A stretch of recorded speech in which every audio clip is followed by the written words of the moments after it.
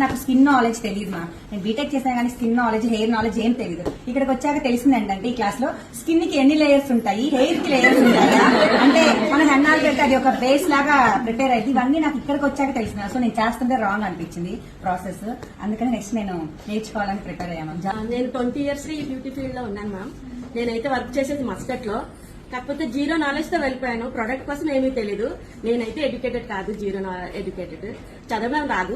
అయినా సరే 20 years నేను గల్ఫ్ లో నేర్చుకున్నాను. కానీ ఎక్కడో ఒక వెళ్తే కంప్లీట్ చేయలేకపోయానని ఒక చిన్న వెళ్తే అయితే ఉండిపోయేది. సో ముందుకెళ్ళాలి, గ్రోత్ అవ్వాలి, ప్రతి దాంట్లోకి వెళ్తున్నాను మేడం.